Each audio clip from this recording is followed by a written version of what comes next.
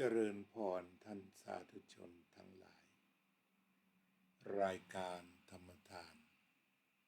จากวัดพุทธปัญญาเมืองพอมโนารัฐแคลิฟอร์เนียประเทศสหรัฐอเมริกามาพบกับท่านผู้ฟังท่านผู้ชมอีกวาระหนึ่งรายการธรรมทานจากวัดพุทธปัญญานำเอาเรื่องราวทั้งที่เป็นตัวธรรมะและเรื่องที่คุยกันอยู่ในสังคมเป็นพระพุทธศาสนาเชิงสังคมมาพูดคุยกันได้มีโอกาสดูข่าวเกี่ยวกับศาสนาผ่าน Facebook ก็มีข้อความ2ข้อความแรกนี่เขียนมานานมีพระสงฆ์ไว้ทำไมก็คงจะตั้งแบบล้อไปกับคำว่ามีทหารไว้ทำไม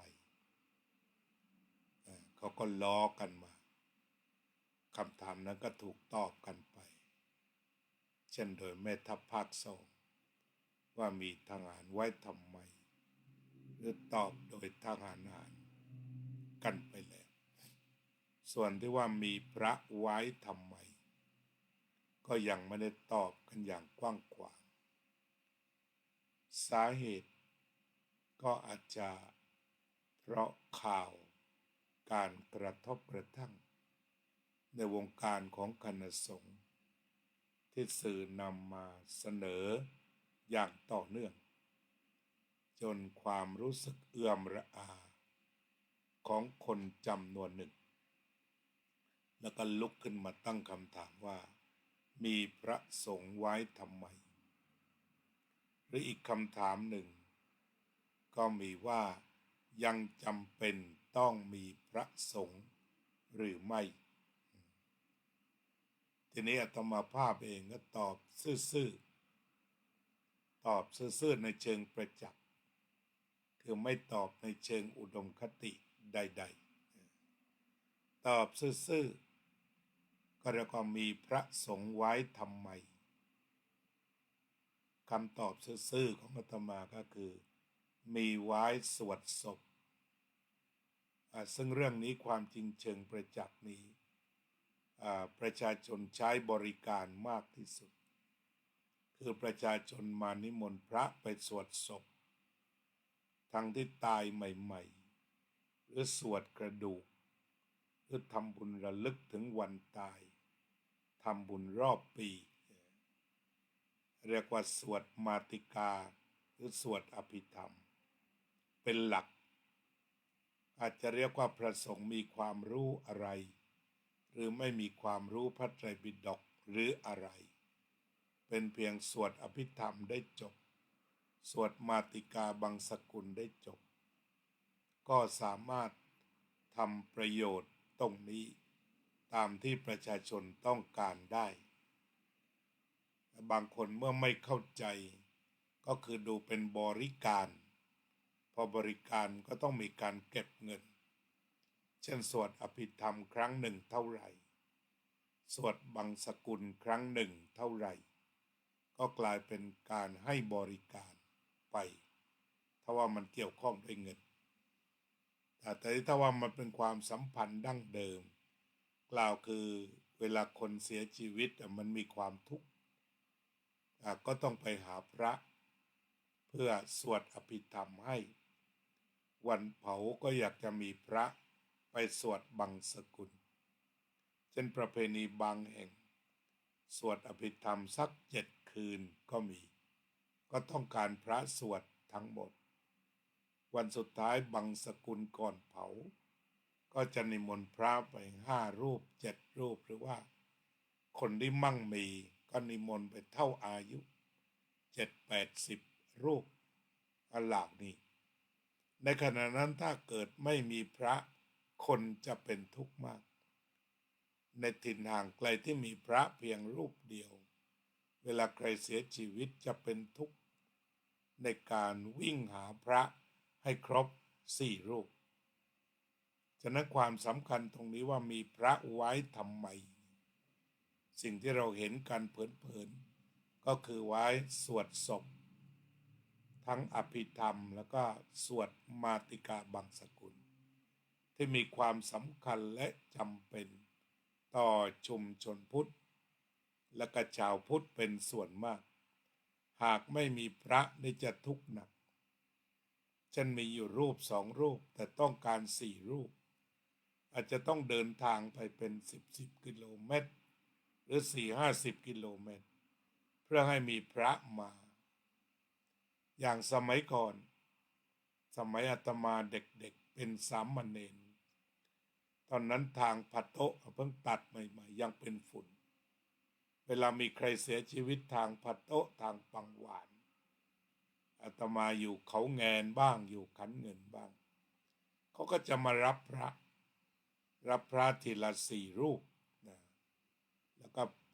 วันหนึ่งรถมีไม่กี่เที่ยวก็ไปรถแดงกันนั้นไปรถโดยสารแล้วไปอยู่สัก3 วันเลยพอลงรถแล้วก็เดินข้ามห้วยข้ามคลองกันไป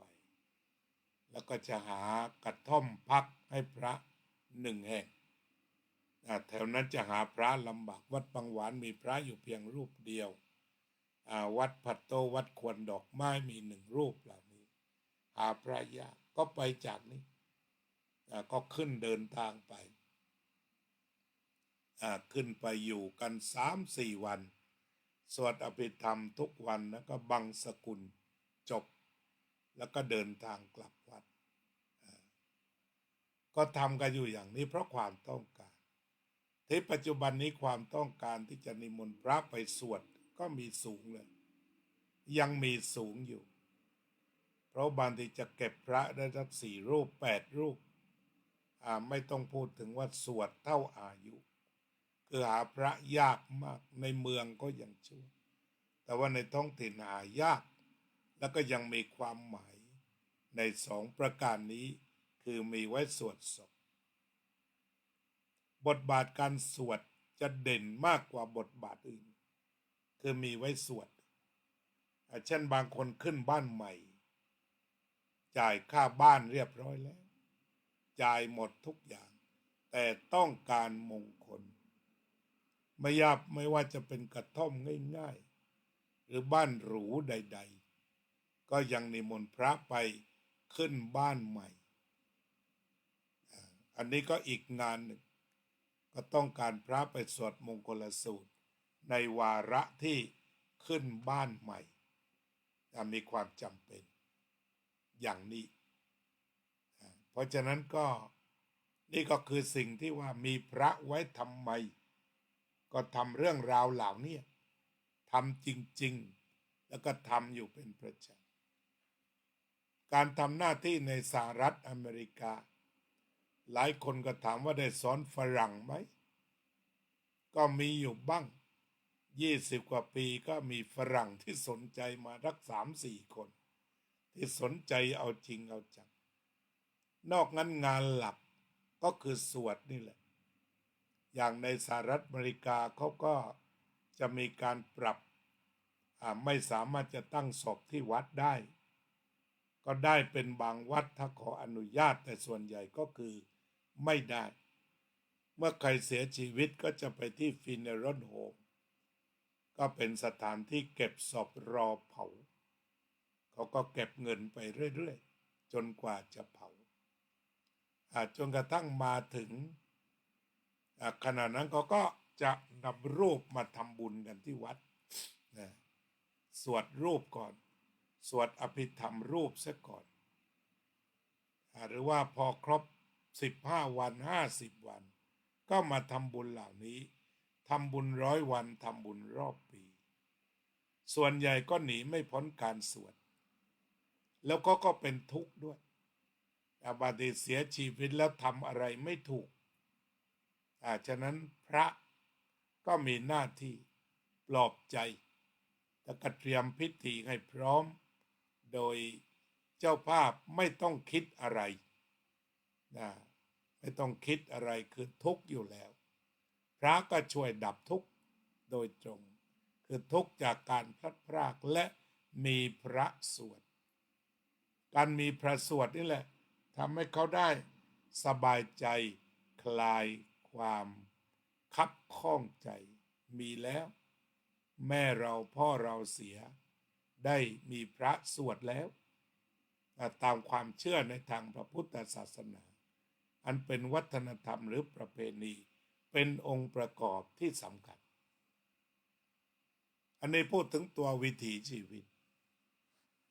ทีนี้ต่อมาเช่นทำบุญวันเกิดอย่างอยู่ในสหรัฐอเมริกาบางท่านก็เดินทางมาไกลเช่นถ้ามาจากลอสแองเจลิสมาวัดพุทธปัญญาไปกลับก็100 กว่าไมล์โดยกำหนดเริ่มต้นเข้าสาย10มาถึงวัดมันก็47 ไมล์ทีนี้ถ้าอยู่ลึกเข้าไปก็เป็นว่าไปกลับ100 ไมล์100 ไมล์เท่าไหร่160 โลใช่ไหม1.6ก็มา100 กว่าโลเดินทางมาหรือมาจากทางฝั่งลาสเวกัสมาทำบุญวันเกิดหรือมาจากปาล์มสปริงขับรถมาถึง3 ชั่วโมงเหล่านี้มาทุกทิศมาทำบุญวันเกิดมาถวายสังฆทานหรือว่าบางท่านก็มาเพื่อที่จะได้ถวายสังฆทาน9 วัดบางคนก็อยากจะทำบุญเป็นการส่วนตัวถวายสังฆทาน9 วัดก็ต้องการพระให้ครบ9 วัดก็หาพระยากถ้าเจอพระแล้วเขาก็สบายใจสิ่งเหล่านี้ก็คือมีพระไว้ทำไมมีไว้รับผ้าป่า9 วัดนี่ได้ข่าวว่าทางวัดป่าก็จะมาทอดผ้าป่า9 วัดให้อยู่เหมือนกันยังไม่รายงานมาเป็นทางการคือก็ต้องการทำบุญต้องการเจอพระไว้ทอดผ้าป่าไว้สำหรับถวายกฐินที่เรียกว่าเป็นบุญใหญ่ถ้าว่าวัดไหนมีพระ1 รูปไม่ครบ5 รูปก็ขนขวายเต็มที่บางแห่งขออภัยถึงกับจ้างบวช1 พรรษาจ่ายเลย12,000เอาเลยศึกก็รับไป12,000จะได้มารับกฐินเพราะนั้นก็มีไว้รับกฐินที่ยังนิยมที่เรียกว่าต้อง5 รูปขึ้นไปแต่ว่าพระเดชพระคุณพระพุทธโฆษาจารย์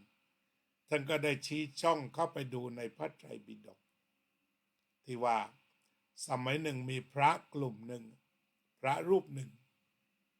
ญาติโยมอยากจะถวายผ้ากฐิน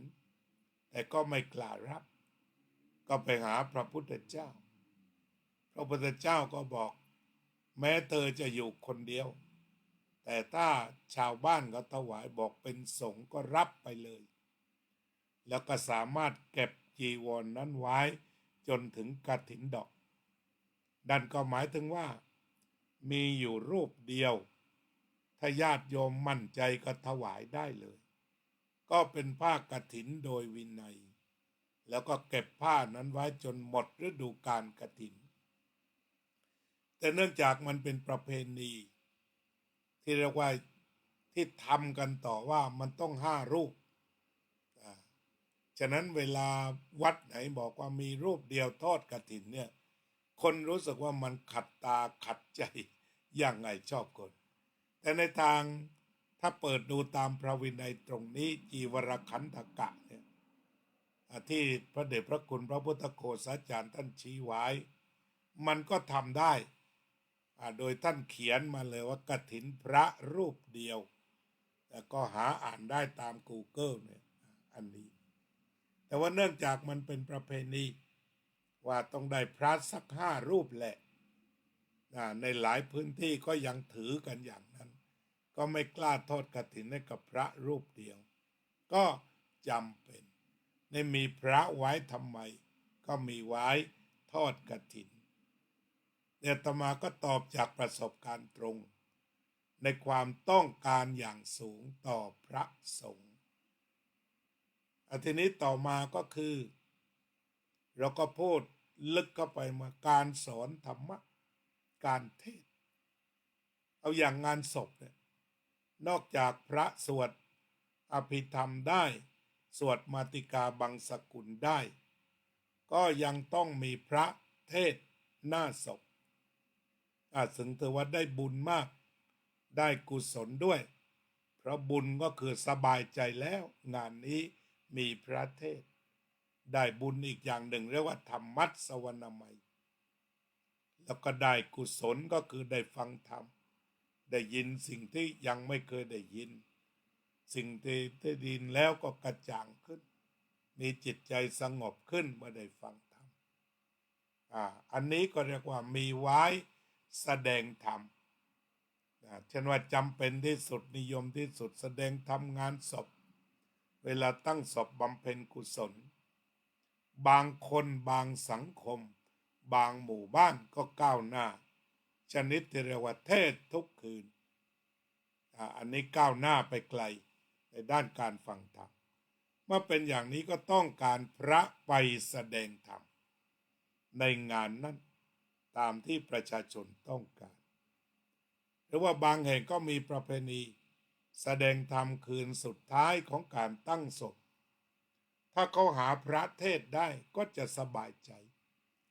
ในอย่างบางแห่งหายากจะต้องนั่งรถไป100 กว่าโล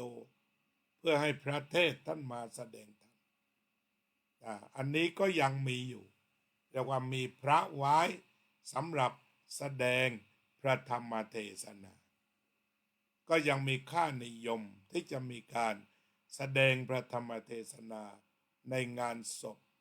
ในงานสวดอภิธรรมหรือในงานสวดบังสกุลก่อนเผาโดยเฉพาะหลวงพ่อปัญญานันทะท่านได้พยายามที่จะสถาปนาการเทศน์โดยสมัยที่อาตมาอยู่วัดชลประทานหนุ่มน้อยมีเทศน์ทุกคืนถ้าใครไปตั้งศพวัดชลประทานต้องมีเทศน์ทุกคืนเพราะฉะนั้นในชนบทหลายแห่งก็ได้วัฒนธรรมจากวัดชลประทานไปก็ต้องการให้พระแสดงธรรมทุกคืนแล้วก็ก่อนเผาหลวงพ่อบอกก็ต้องแสดงธรรม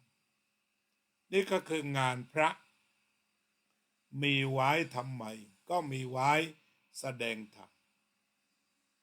แต่ว่าสมัยใหม่ก็เริ่มอันเทอร์เนทีฟเช่นงานศพเชิญอาจารย์เบียร์ไปพูดซึ่งตรงนี้มันก็เป็นเรื่องใหม่ก็มีหลายงานแล้วที่อาจารย์เบียร์ไปพูดในงานศพทีนี้ต่อไปมันก็จะเป็นไปได้คล้ายๆของโปรเตสแตนต์ในทางศาสนาคริสต์คือฝั่งคฤหัสถ์ไปแสดงธรรมซึ่งปัจจุบันนี้ถ้าพูดถึงการแสดงธรรมทั่วไปก็มีเยอะอย่างที่ดังสุดก็คืออาจารย์เบียร์แต่ว่าที่คลาสสิกสุดๆอาจารย์สุจินต์เหล่านี้ก็เป็นผู้แสดงธรรมฝ่ายคฤหัสถ์แต่ก็หมายถึงว่าอาจารย์เบียร์หรืออาจารย์สุจินต์ก็ยังไม่พอต่อความต้องการของการฟังธรรมฉะนั้นพระสงฆ์จำนวนมากก็ยังต้องแสดงธรรมอยู่เพราะประชาชนหลายคนก็ยังอยากฟังธรรมจากพระสงฆ์อยู่คือหมายความว่าอยากฟังธรรมแบบจบแบบพิธีกรรมคือไม่ได้หมายความว่าฟังธรรมเสร็จแล้วมาอุดหนุนน้ำพริกเผากันซึ่งมันก็มีอยู่อย่างอาจารย์เบียร์ท่านก็ต้องทำมาหากินไม่ได้กันเทศแต่ประการใดก็เริ่มจะมีทีนี้หลายคนก็สมมุติต่อไปว่าถ้ามีนักเทศฝ่ายคฤหัสถ์ระดับอาจารย์เบียร์เกิดขึ้นเป็นหมื่นก็เป็นไปได้ว่าก็เข้ามาช่วยทำงานพระสงฆ์ความต้องการพระสงฆ์ก็คงจะต้องลดลงไปแต่ก็ยังไม่ปรากฏว่าเชิญคฤหัสถ์มาสวดถ้าพระเทศไม่ได้ก็ยังจะต้องตั้งหลักอยู่ในพื้นที่คือยัง สวดแต่ถ้างานศพมีผู้เทศในระดับอาจารย์เบียร์คนเชิญไปก็เข้ามาแทนพระได้แต่ตอนนี้ถ้าดูปริมาณยังไม่มากพอ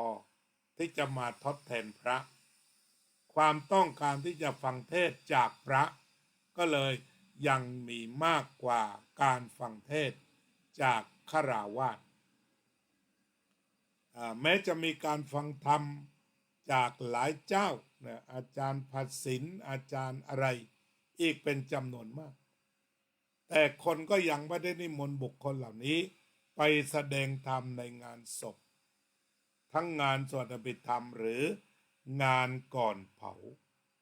เนี่ยบรรดาอาจารย์ผู้บรรยายอะไรผู้หมวดแบงค์อะไรต่างๆซึ่งเป็นนักบรรยายหรือคุณม่อมคุณอะไรต่างๆเนี่ยก็ถือว่าเป็นนักบรรยายธรรมแต่ก็บรรยายธรรมอิสระยังไม่ดึงเข้าไปสู่พิธีกรรมพระสงฆ์จึงอยู่เพื่อทำพิธีกรรมเช่นการแสดงธรรมงานศพหรือการแสดงธรรมในงานเผานี่ก็ยังอยู่ในส่วนพิธีกรรมที่เกี่ยวกับการตายอันต้องการพระอยู่นอกจากนี้เราก็ยังเห็นงานซึ่งบางทีสังคมก็ไม่เห็นด้วยแต่พระก็ทำเอาเช่นเวลาเกิดน้ำท่วมในภาคต่างๆของประเทศไทยยังมีพระเป็นแนวหน้าในการออกช่วยเหลือสังคมคือจะไปก่อนรัฐบาลด้วยซ้ำไปได้เยอะกว่าแต่ว่าก็ถูกวิจารณ์ว่าไม่ใช่กิจสงฆ์หรือว่าตอนนี้ทางทหารก็ต้องการถนนแต่งบไม่มีตอนนี้หลวงตาสินทรัพย์หรือพระสิ้นคิดอยู่วัดบ่อน้ำพระอินทร์อุบลท่านก็ไปสร้างถนนให้หลวงปู่ศิลาก็มอบงบประมาณการกินการอยู่ให้ทหารตอนนี้ถึงแม้ว่าจะบอกว่ามีปลากระป๋องกามามากแต่ท่านรัฐมนตรีช่วยว่าการกระทรวงกลาโหมบอกว่าโอเคทหารกินแบบนี้แหละกินมาม่ากินปลากระป๋องนี่แหละไม่ได้กินปูนกินหินกินอิฐกินทรายเหมือนอาชีพอื่นเขาก็ให้กินอยู่แต่มาม่ากับปลากระป๋องส่วนใครจะไปเลี้ยงสเต็ก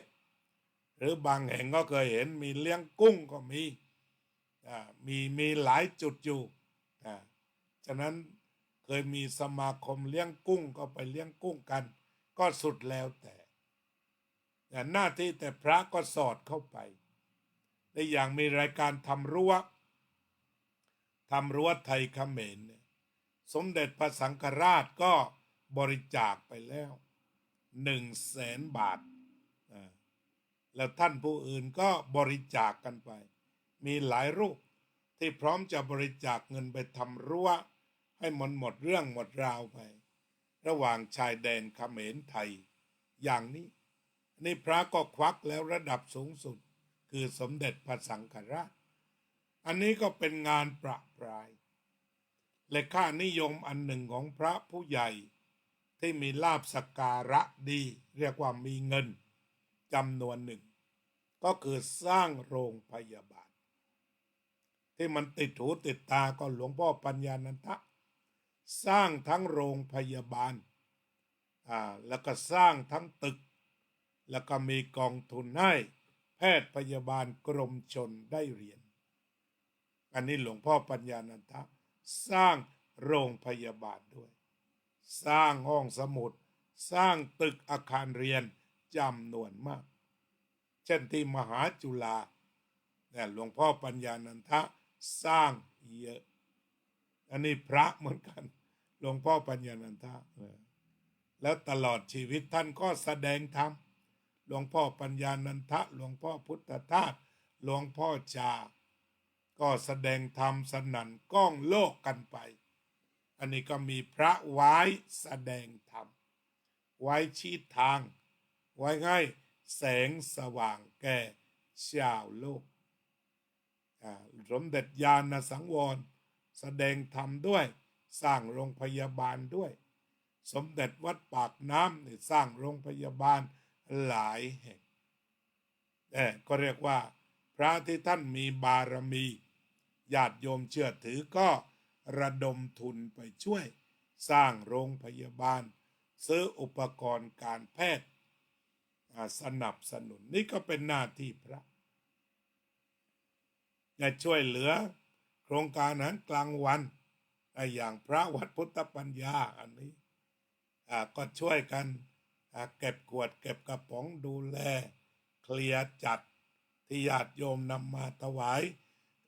รีไซเคิลแล้วก็ช่วยโครงการอาหารกลางวันของเด็กที่อำเภอแม่แจ่มจังหวัดเชียงใหม่อำเภออำเภอขุนยวมจังหวัดแม่ฮ่องสอนอำเภอสบปราบจังหวัดลำปางนี่ก็มีพระไว้ทำไมมีพระไว้หาเงินไปจ่ายค่าอาหารกลางวันแก่เด็กๆหลายคนแต่ว่าไม่ใช่กิจสงฆ์มันกิจรัฐบาลแต่ทั้งนี้ก็เพราะอะไรเพราะว่ารัฐบาลทำงานมีช่องว่างยังปล่อยให้เด็กอดอาหารเที่ยงพระรู้ข่าวเข้าเจออะไรก็ไปทำมันก็เหมือนที่นายกรัฐมนตรีท่านบอกมีคนถามว่าเป็นนายกแล้วยังรับขับเครื่องบินส่งหัวใจอยู่หรือท่านนายกบอกก็หยุดไม่ได้มันเป็นงานบุญทำแล้วมีความสุขก็ทำต่อฉะนั้นพระสงฆ์เนี่ยอยู่ใกล้ใครอยู่ใกล้โรงเรียนก็ไปช่วยแล้วก็บวชเยาวชนให้ตั้งอยู่ในความดีให้การศึกษานั่นก็คือหมายความว่าทางโลกที่จัดถึงม.3 ม.6 นั้นก็ยังมีช่องว่างสำหรับเด็กที่จนสุดทางวัดก็เปิดโอกาสโอบเอื้ออารีวันนี้ท่านพระครูโชติธรรมบัณฑิตท่านพระมหาอัมพรวัดสันขยอมซึ่งท่านก็ทำมาเป็นหลายสิบปีอย่างต่ำ2 ทศวรรษไปหาเด็กตามบนดอยซึ่งด้อยโอกาสมาบวชแล้วก็ได้พบว่าใครขาดแคลนทุนการศึกษาท่านก็ส่งเสียยันปริญญาตรีนี่ก็งานพระเหมือนกันมีพระไว้ทำไมก็จะตอบเพียงคำเดียวไม่ได้เพราะพระทำทุกอย่าง ทำไปหมดโดยเพราะระบบการศึกษาที่ยังไม่ทั่วถึงพระก็ทำโรงเรียนปริยัติธรรมทำโรงเรียนบาลีเพื่อสืบทอดอายุพระพุทธศาสนาซึ่งปัจจุบันนี้ก็เรียกว่ายังมีชาวพุทธวจนะก็มักจะตั้งคำถามว่าทำไมไม่เรียนพุทธวจนะอย่างเดียวไปเรียนอัตถกถาทำไมคำตอบก็คือว่าถ้าคุณเพียงแต่ลอกงาน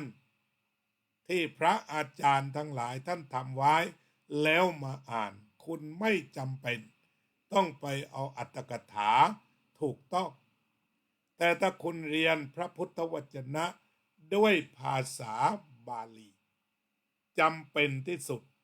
ที่จะต้องอ่านอัตถกถาเพราะมันคือ dictionary หรือเป็น commentary เป็นคำอธิบายแต่ถ้าคนเพียงลอกแล้วก็ตัดต่อคำแปลที่โบราณอาจารย์ท่านค้นคว้าด้วยความยากลำบากมาเป็นไทยแล้วคุณตัดต่อดัดแปลงเอามาขายสร้างความร่ำรวยอย่างกลุ่มพุทธวจนะนั้นไม่ตอบหลายคนก็ถามต่อไปว่าพุทธวจนะนั้นไม่ดีหรือเรียนคำสอนพุทธเจ้าโดยตรงดีแต่ไอตัวที่ไม่ดีก็คือว่าไปดูถูกคนอื่นที่เขาไม่ได้เรียนเหมือนตนไปด้อยค่าคนอื่นที่ไม่ได้ทำเหมือนตนอันนี้คือจุดของพุทธวจนะเพราะฉะนั้นที่มาบอกถึงกับโจมตีคนที่อ่านอัตถกถาว่าแต่งใหม่อะไรทำนองนี้ แต่ในความเป็นจริงแล้วก็คือมันเป็นความภาคเพียรพยายามของครูบาอาจารย์ซึ่งเขาอ่านพุทธวจนะจนหมดแล้วก็มองเห็นว่าจุดไหนที่มันยังไม่ได้อธิบายก็อธิบายแล้วท่านคึกฤทธิ์เองนั้นไปด่าอัตถกถาอื่นแต่ตัวเองนั่นสถาปนาตัวเองอธิบายเป็นอัตถกถานั่นก็หมายถึงว่าเมื่อไรที่อ่านคำสอนพระพุทธเจ้าจบแล้วขยับปากอธิบายเช่นบอกว่าอะไรไปเกิดแล้วบอกว่าสัตตานังไปเกิดนั่นตัวเองก็เป็นอัตถกถาจารย์ไปแล้วเรียกว่าพูดเองปฏิเสธตัวเองนอกจากนี้ยังก้าวร้าวไปดูหมิ่นดูถูกดูแคลนพระเดชพระคุณพระพุทธโฆษาจารย์ซึ่งท่านทำพระไตรปิฎกออกมาให้ประชาชนอ่านโดยทั่วไปและไปพูดอย่างดูหมิ่นเหยียดหยามท่านว่าให้เรียนพุทธวจนะก่อนเถิดก็เรียกว่าการเรียนพุทธวจนะนั้นดีแต่การไปดูหมิ่นดูถูกดูแคลนเหยียบย่ำคนอื่นที่ต่างก็เรียนพุทธวจนะมาเหมือนกันตรงนี้คือไม่ดีนี่จะชี้จุดให้แต่ตอนนี้ก็รู้สึกว่าออกมาอาละวาดกันออกมาบ่นโวยวายกันเวลาที่อาจารย์ท่านสอนพุทธวจนะไม่ฟังแต่ชอบมาฟังคำวิจารณ์อันนั้นก็แล้วแต่เนี่ยการเรียนพุทธวจนะของคุณเป็นเรื่องดีแต่การที่คุณไปวิพากษ์วิจารณ์อัตถกถาจารย์เข้าขั้นเนรคุณเพราะว่าก่อนที่ครูบาอาจารย์เขาจะแปลมาได้เขาก็ต้องเปิดอัตถกถาแล้วแปลมาเป็นสดับสยามรัฐให้คุณลอกให้คุณเอามาขายให้คุณตัดต่อให้คุณปรับพันธุกรรมเป็นภาษาอีกส่วนหนึ่งนั่นก็คือเป็นการกระทำของอัตถกถาจารย์ทั้งหมดซึ่งคุณก็ยังไม่เข้าใจแล้วคุณก็ด่ากราดเข้าไปหมดเพราะฉะนั้นพุทธวจนะดีอาตมาก็พุทธวจนะเนี่ยเมื่อคืนก็อ่านธรรมจักรกับปวัตนสูตรชี้กันทีละคำแต่เพียงแต่ว่ากลุ่มคุณนั้นไม่เห็นหัวคนอื่นก็เรียกว่ามีความรู้สึกเป็นตัวตนว่ากลุ่มฉันเท่านั้นที่เรียนพุทธวจนะนอกนั้นไม่ใช่เรียกกันว่าเป็นศูนย์กลางแห่งความถูกต้องผูกขาดความถูกต้องส่วนดีก็คือเรียนพุทธวจนะแต่ส่วนที่ไม่น่ารักก็คือสร้างความแตกแยกสร้างความร้าวฉานเซาะกร่อนบ่อนทำลายคนอื่นซึ่งเขาเรียนพุทธวจนะเช่นเดียวกันแล้วก็เปิดใจกว้างศึกษางานต่างๆไปเช่นเดียวกันตัวเองก็ไม่ใช่ตัดต่อไม่ใช่ลอกแล้วก็มาปรับเท่านั้นยังขายจนรวยเนี่ยที่ร่ำรวยจนกระทั่งมีเงินเป็นสิบล้านโอนไปโอนมาเล่นสนุกสนานนะก็เพราะพุทธวจนะนี่แหละก็เพราะว่าไปตัดต่อจากงานครูบาอาจารย์จากสยามรัฐนะฉบับนั้นเขาก็ได้อ่านมาเหมือนกันแล้วก็พามาแปลพอแปลผิดแปลถูกแปลแปลกก็บอกใครมันสงวนลิขสิทธิ์ก็เรียกว่าแถกันเต็มที่เพราะฉะนั้นตอนนี้ก็ออกมาอาละวาดตามหน้าสื่อต่างๆก็เรียกว่าเพราะคุยกันไม่รู้เรื่องก็เขียนกันว่าให้ว่ากันชัดใครเรียนพุทธวจนะเรียนอัตถกถาขึ้นไว้หน้าวัดจะไปบังคับเขาได้อย่างไรทุกคนมันก็เรียนพุทธวจนะกันหมดแล้วก็อธิบายเหมือนคุณอธิบายสัตตานังนั่นแหละวิญญาณทิติพระพุทธเจ้าพูดคุณก็จับมาอธิบายมันก็จะไปต่างอะไรกันกับที่เราพูดว่าอัตตาหิอัตโนนาโถตนเป็นที่พึ่งของตนนะต ตนที่พึ่งได้ก็ต้องเป็นตนมีธรรมพึ่งธรรมชื่อว่าพึ่งตนพึ่งตนคนชื่อว่าพึ่งธรรมนี่ก็อธิบายแล้วก็มาจากพุทธวจนะนัตถิพาเลสังหายตาความเป็นสายในคนพาลไม่มีก็เป็นตัวพุทธวจนะคนก็ด่ากราดไปหมดปรริญญา1 ถึง 9ไม่มีพุทธวจนะก็คุณไม่ได้เรียนสักปรริญญาแล้วคุณจะมาวิจารณ์เขาได้ยังไงเรียกว่ามันทั้งคึกแล้วก็มีฤทธิ์นั่นแหละเพราะฉะนั้นเรียกว่าคุณพูดแบบนักการเมืองมากกว่าพูดออกมาได้ปรริญญา1 ถึง ปรริญญา 9ไม่มีพระพุทธวจนะเลยทำไมมันไม่มีปรริญญา1ขึ้นก็พุทธวจนะไปแล้วมโนปุพังคมาธรรมามโนเศรษฐามโนมยามนัสสาเจปทุเถนะพาตติวากโรติวาตโตตังทุกขมนิวติจักกังวะวะโตปะทังนี่ในส่วนพุทธวจนะคุณก็ไม่รู้ก็ไปด่าเขาตั้งแต่ปรริญญา1 ถึง 9เลยคือกริดด่ากราดด่าเช็ดด่าจำสาวกไม่รู้ก็เฮไปสาธุไปเหมือนคนตาบอดจูงคนตาบอดนั่นเองแล้วคุณไปพูดว่าเรียนนักธรรมตรีโทเอกไม่มีพุทธวจนะเลยทำไมไม่มีสัพเพสังขาราอนิจจาสัพเพสังขาราทุกขาสัพเพธัมมาอนัตตาติยัตถาปัญญายปัสสติอัฏฐนิพพินดติทุกเขเอสมโควิสุทธิยานี่คือพุทธวจนะแล้วเวลาเราพูดถึงอริยมรรคมีองค์8สัมมาทิฏฐิสัมมาสังกัปปะสัมมาวาจาสัมมากัมมันตะสัมมาอาชีวะสัมมาวายามะสัมมาสติสัมมาสมาธินี่พุทธวจนะที่ไม่ได้เปลี่ยนแปลงใดๆตรงจากพระโอษฐ์เลยตรงเป๊ะเลยแล้วคุณจะพูดว่ามันพูดพุทธวจนะอยู่แต่คุณแล้วก็กลุ่มของคุณอย่างไรนี่คือความไม่น่ารักกับการผูกขาดความถูกต้องผูกขาดพุทธวจนะแต่ตอนนี้ก็ออกมาโดยทั่วปล่อยลูกศิษย์ให้ไปฟาดฟันคนอื่นนี่คือความไม่น่ารักความไม่น่ารักถ้าพูดเป็นภาษาบาลีว่าอัปปิยะแปลเป็นไทยว่าอัปปรีแปลว่าไม่น่ารักไม่ใช่เป็นคำหยาบอะไรน่าเรียกว่าผูกขาดความถูกต้องของตนไม่ยอมรับความเห็นต่างก็กลายเป็นอันตรายในเรียกว่าไปวิจารณ์กระทั่งหลวงพ่อพุทธทาสที่จริงตัวเองเบื้องต้นก็ลอกมาจากพุทธประวัติจากพระโอษฐ์แล้วก็งานจากพระโอษฐ์แต่พอช่วงหลังก็บอกว่าทำดีกว่าหลวงพ่อพุทธทาสเขาเรียกกันง่ายๆว่าเนรคุณชัดๆอย่างนั้นตามภาษาวัดอย่างนั้น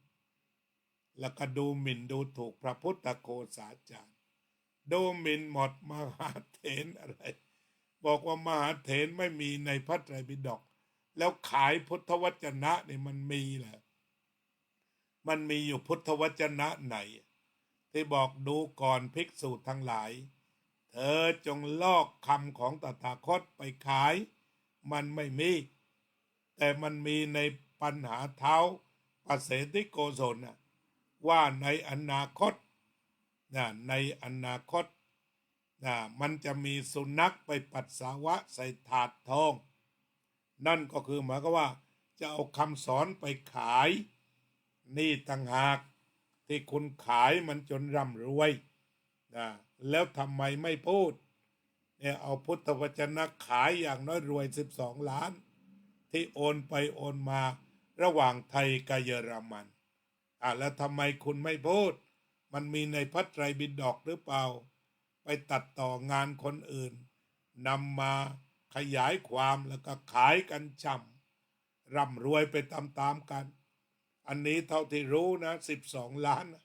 มีสเตทเมนต์และที่มันไม่มีอีกเป็นราคาเท่าไหร่นั่นคือคุณร่ำรวยกับการเอาคำสอนพระพุทธเจ้าและเอาคำที่ครูบาอาจารย์ทำงานด้วยความเหน็ดเหนื่อยเอามาขายกินนี่คือกลุ่มพุทธวจนะจริงไม่จริงสามารถเถียงมาได้ยืนยันอย่างน้อย12 ล้านก็มาจากเอาพุทธวจนะไปขายนี่แหละเพราะฉะนั้นพระมีไว้ทำไมพระก็มีไว้กล่าวพระพุทธวจนะไม่ใช่เฉพาะสำนักคึกฤทธิ์เท่านั้นแล้วก็ขอยืนยันว่าปริยนธรรม1 ถึง 9 ประโยคมีพุทธวจนะปริยนธรรม1 ถึง 9 ประโยคมีเรื่องพุทธวจนะจำนวนมากและอธิบายพุทธวจนะด้วยถ้าคุณไม่เรียนคุณก็อย่าไปดูถูกอย่าไปเหยียบย่ำไม่ใช่ว่าเป็นองุ่นเปรี้ยวไม่ได้สักปรริญญาแล้วจะไปวิจารณ์เขาได้ยังไงก็ลอกตัดต่อเปลี่ยนเอามาแล้วนำมาขายจนรวย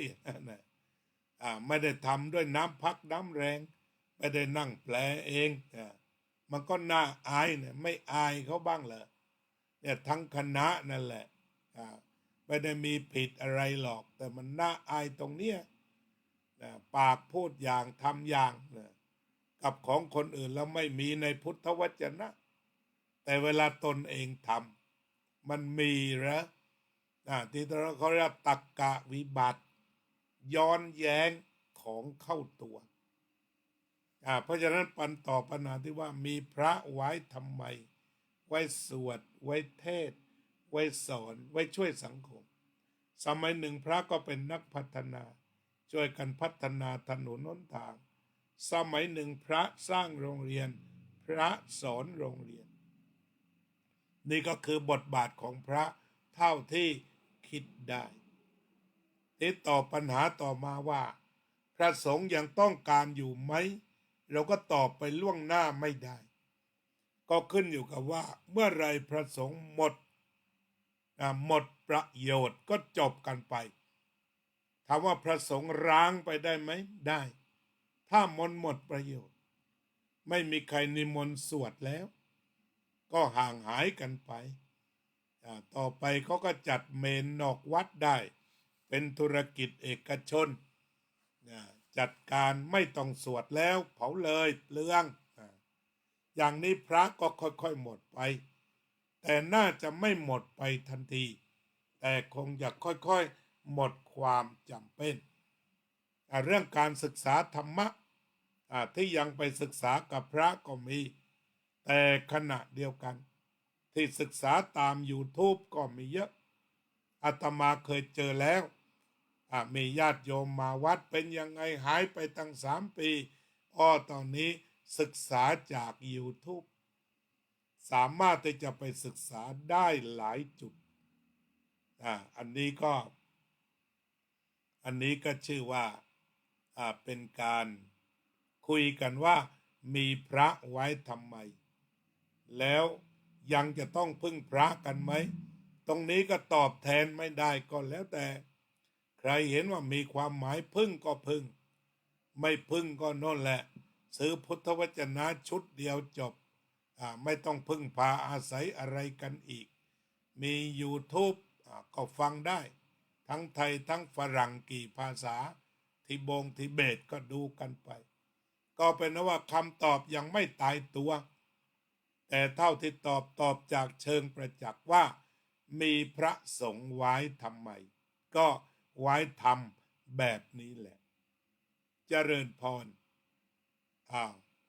นำสมาธิกันหน่อย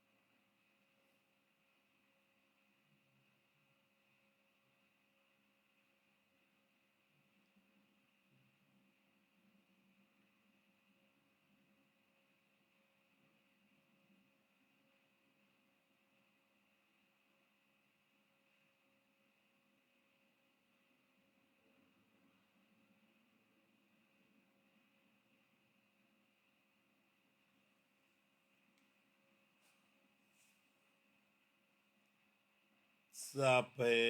สัตตาสัตว์ทั้งหลายที่เป็นเพื่อนทุกข์เกิดแก่เจ็บตายด้วยกันทั้งหมดทั้งสิ้นอเวราโหนตุจงเป็นสุขเถิดอย่าได้มีเวรแก่กันและกันเลยอาภัยาปัจจาโหนตุจงเป็นสุขเถิดอย่าได้พยาบาทเบียดเบียนซึ่งกันและกันเลยอนิคาโหนตุจงเป็นสุขเถิดอย่าได้มีความทุกข์กายทุกข์ใจเลยสุขีอัตตานังปาริหารันตุจงมีความสุขกายสุขใจรักษาตนให้พ้นจากทุกข์ภัยทั้งสิ้นเถิดอภิวาทนาสีลิสะนิจจังวุธาปัจจายโนจัตตารโอธัมมาวัฏฏันติอายุวันโนสุขังพลัง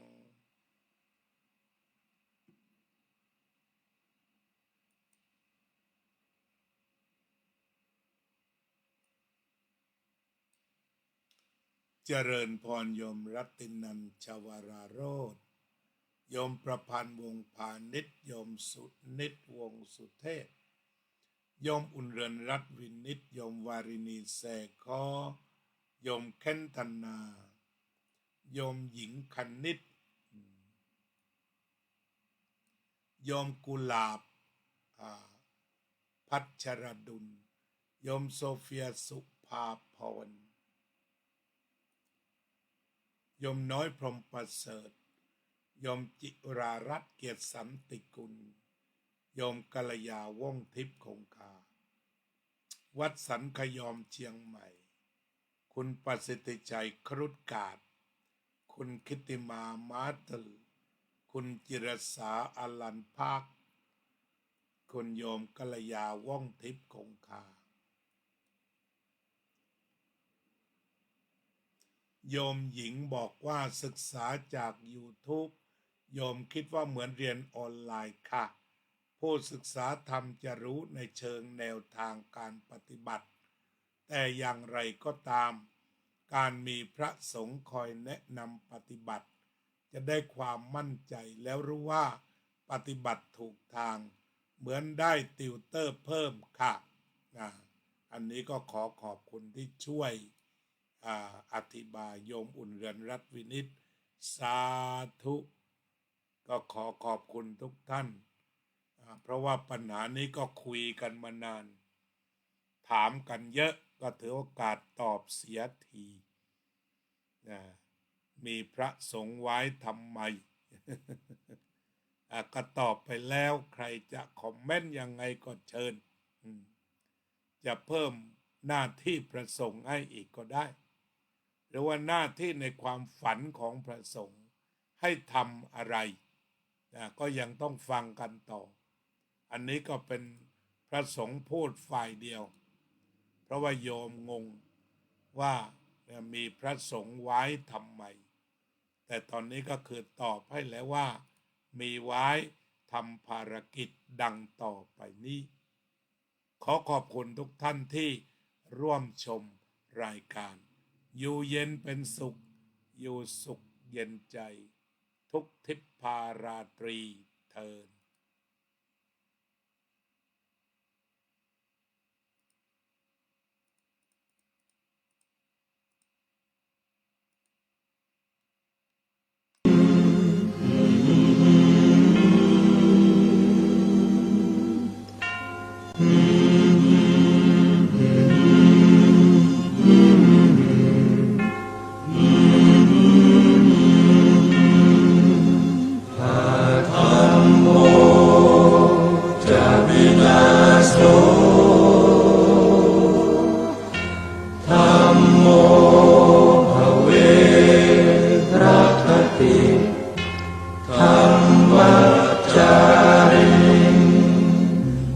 พุทธองค์ านทรงตรัสรู้ทรงตรัสรู้เป็นสัพพัญญูตรัสสอนความจริงตรัสสอนความจริงว่าธรรมะย่อมชนะทุกสิ่งเป็นที่พึงพิงแก่ผู้ประพฤติชอบธรรมธัมโมจะวินาโสธัมโมภเวรัคติธัมมัจจาริอำนาจใดๆก็ตามย่อมถึงความพินาศถ้าขาดธรรมะประจำไม่มีใครอยู่ข้ามฟ้าเราต่างเกิดมาใช้กันจงอยู่ในศีลในธรรมคิดทำแต่กรรมที่ดีธัมโมจะวินาโสธัมโมภเวรัคติธัมมัจจาริทำส่องสว่างสู่ทางสุขสีคำจุน